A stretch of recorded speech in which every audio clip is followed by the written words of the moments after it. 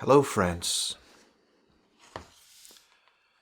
I have something that I would like to read for you. This is an email that I got from Ashwin.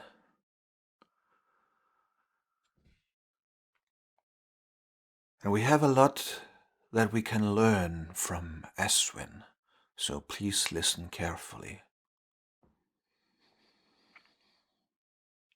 By the way, I will first read the entire email and then I will go through it afterwards. Okay. I'm Ashwin and I have contacted you a while ago. The last time I contacted you, I shared my story of going on a walk, on a trail, and contemplating the watcher behind all experiences.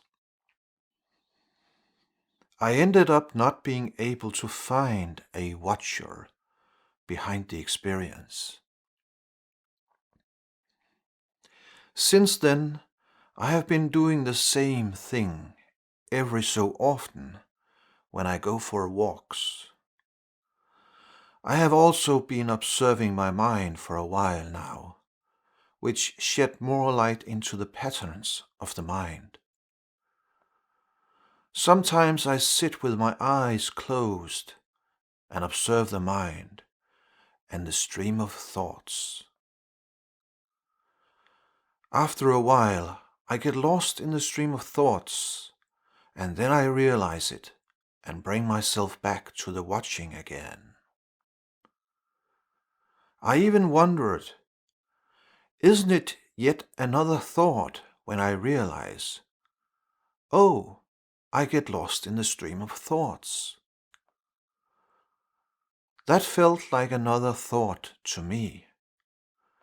But as I kept doing it, I started realizing there is a moment of knowing that I am lost in thoughts before the mind verbalizes it into, oh, that's a thought. Yesterday, after watching my mind for some time, I asked myself, where are these thoughts appearing? Then I focused strongly on that where it appears. I have heard people say that the thoughts appear on a screen like space, but I wanted my own experience of it. I felt like the thoughts are not appearing in anything. It's just happening. It's just appearing. To even say space, you have to experience the space. I feel like thoughts appear and they are known instantly. So more like a knowing, just simply a knowing. Then I wondered, is it the same knowing that is knowing what I see and what I hear? And the answer to that is yes, too. There seems to be nothing else that can know.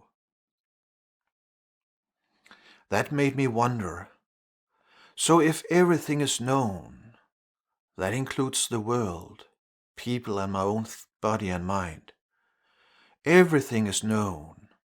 My concept of me is also known, is also thoughts. If I ever were to not have thoughts again, I would probably lose my concept of myself.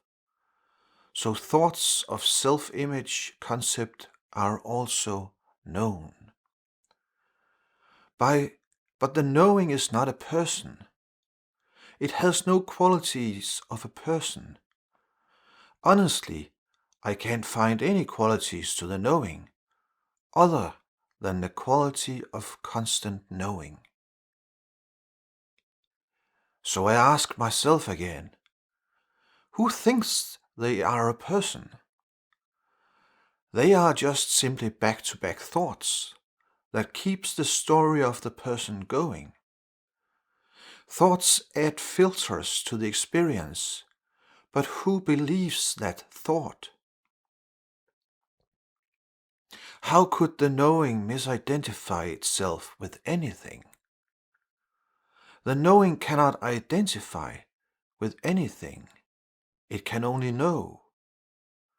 I couldn't go beyond that. Is the misidentification also another thought? I can say that the knowing has never identified with anything, but I can also say there is a misidentification, but I cannot say by who. Who misidentify with the person? There is nobody else there to misidentify, and that's where I am right now. This is not a revelation that hit me, rather a contemplation of my experience that ended in a question with no answer. I am not even writing this to ask this a question and expect an answer from you. I have had multiple occasions where I thought about writing, then somehow a feeling comes that says, I know the answer. It is not coming from a place of ego, but rather a feeling of how can anyone answer these questions and satisfy me. But this time I still wanted to share. So Ashwin, as I wrote back to you, I truly enjoyed reading this email.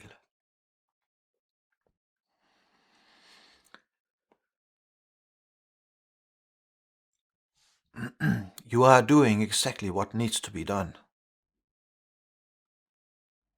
You are you are deeply curious about your own experience.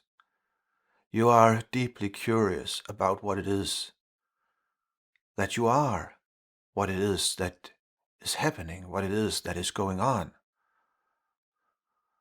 And you are doing the investigation on your own.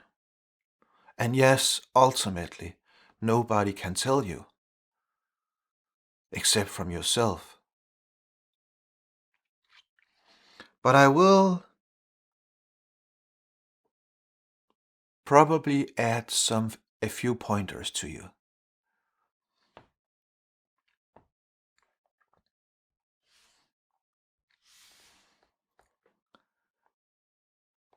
Let's see, how do we do this?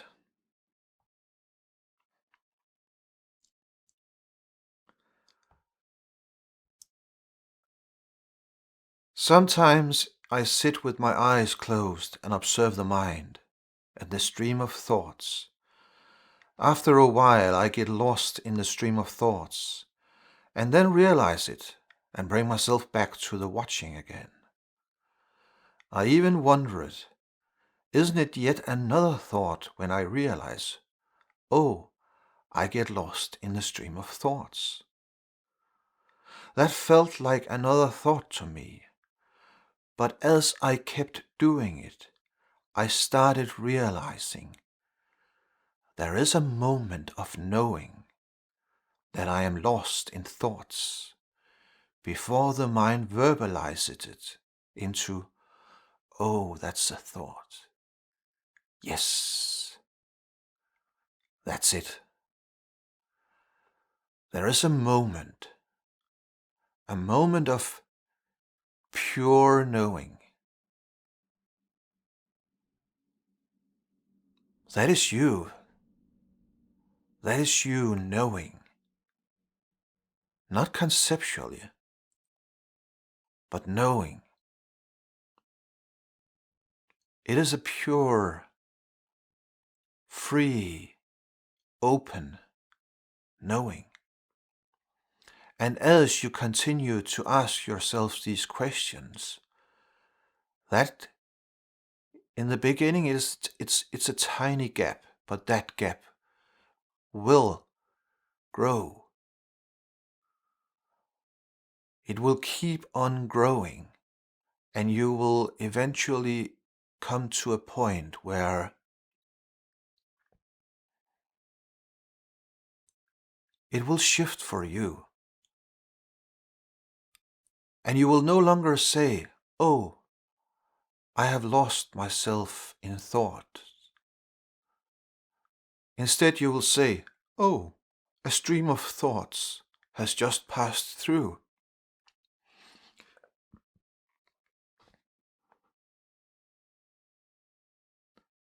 And you will be liberated.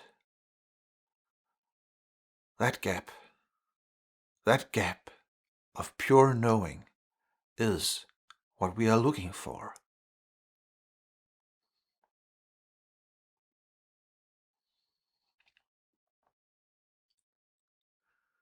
Yesterday, after watching my mind for some time, I asked myself, where are these thoughts appearing?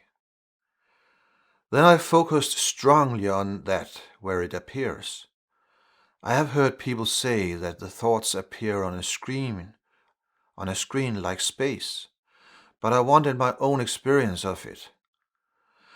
I felt like the thoughts are not appearing in anything. They are just simply appearing. To even say space, you have to experience the space. I feel like thoughts appear and they are known instantly. So more like a knowing, just knowing.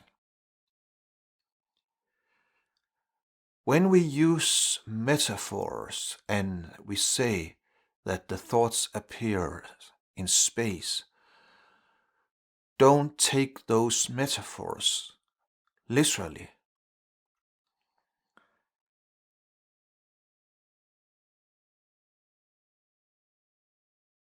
As you say here, to even say space, you have to experience the space. No. You are the space the thoughts are appearing within. And that is not an experience. You are not an experience. Everything comes and goes within you. You cannot experience yourself. You can experience the being, but that is not ultimately who you are. The human being and all of its emotions and all of its feelings and all of its thinking appears within you, that space. And perhaps space is not the best word. We could call it, it has its space-like quality. And again, as you said, to even call it any kind of quality that might confuse the mind, we could also call it void. Perhaps that is even better. Everything appears within that void. And that void is you, consciousness, awareness. All experiences is appearing within that void. All experiences is coming and going. But the void is there. Open, free.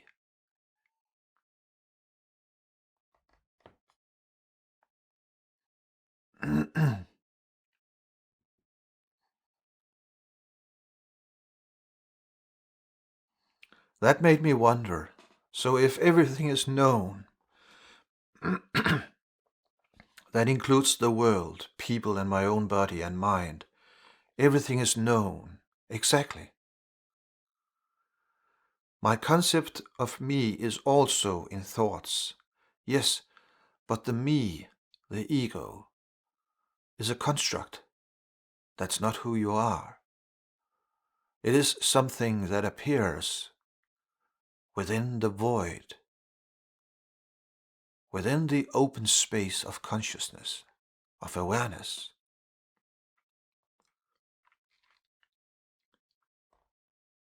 If I ever were to not have a thought again, I would probably lose my concept of myself.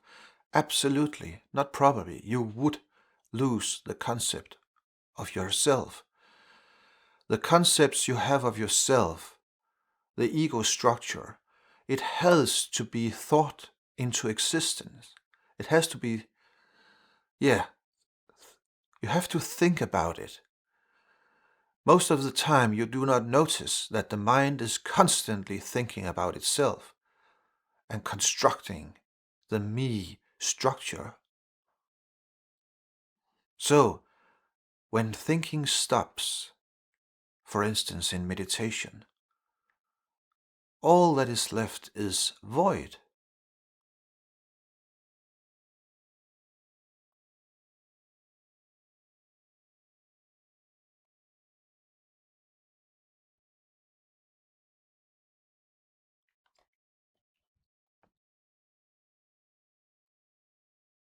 Okay, this is important.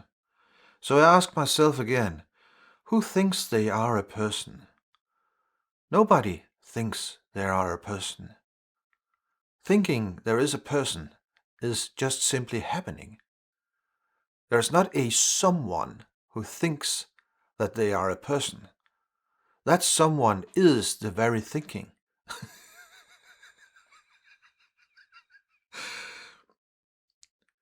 There are simply just back-to-back thoughts that keeps the story of the person going. Exactly. Thoughts add filters to the experience, but who believes that thought? Nobody. There is not a person that believes in any of that. Who misidentified with the person? There is nobody else there to misidentify. Exactly. There is not a somebody that is misidentifying. And that's where I am. And this is not a revelation that hit me, rather a contemplation of my experience that ended in a question with no answer. Knock, knock, knocking on heaven's door. That is essentially what you are doing, Ashwin. Knocking on heaven's door. The door will be opened. It was never closed. Who is there to misidentify? Yes, I know, we say there is a misidentification with the stream of thinking and all of the concepts. Who is misidentification? Who is misidentifying? Nobody is misidentifying, but there is still misidentifying going on. And how is that possible? Well, I have said it before, and that is one of the great no, what to call it? Not many talks about this. The void, consciousness, awareness, the ground of being. That void is saturated with intelligence. It is, we could call it a cosmic intelligence. It is the cosmic intelligence that are meowing like the cat. I don't know if you can hear it. It is the cosmic intelligence that is rebirthing nature every spring. It is the cosmic intelligence that holds the sun together, prevents it from exploding or collapsing onto itself before time, making it possible for life to flourish on this oasis in space. That intelligence is everywhere, guiding everything. And it is also in you, so to speak. And in the human being, that intelligence is very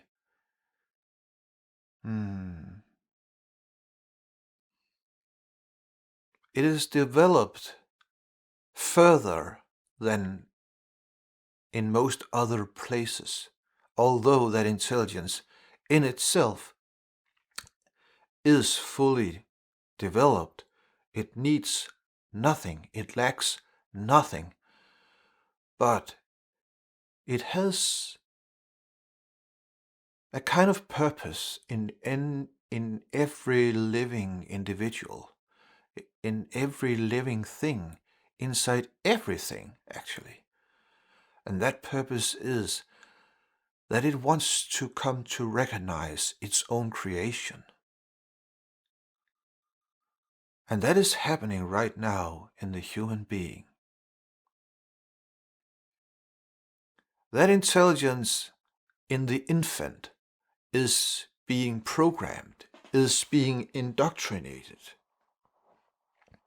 And in that process, that intelligence loses, so to speak, its knowledge of itself. And the infant and the child are being indoctrinated into a social system, a worldview where there is an emphasis on building a character. And so the intelligence loses its self within this character building, which we, in the end, is calling the human ego. But it is, in the end, it is very dissatisfactory to live misidentified with the ego structure. So there is not a someone who is misidentifying. The misidentifying is simply happening. It is the intelligence, the cosmic intelligence that you are. It is that intelligence that has been programmed, indoctrinated, educated, call it whatever you will, into believing that it is a separate self. And because it is so widespread, nobody is ever questioning in it, except when it starts to get painful. And it always ends up being painful, because we have lost contact with ourselves. To regain that contact with ourselves, we have to keep knocking on heaven's door. And that is what you are doing. What you have been describing for me is very beautiful. And that is what I recommend everybody to do. Go for a walk, sit on a park bench, close your eyes, ask yourself the same questions that Ashwin is asking himself. Demand to know the answers for yourself. Don't just simply adopt someone else's viewpoint, not even mine, of course not. Use what I'm saying as pointers. I'm saying look in that direction. See what you discover. Keep on being curious.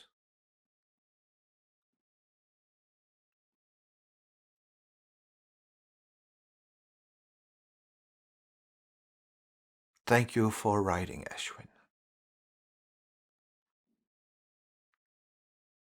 Keep knocking on heaven's door. Thank you.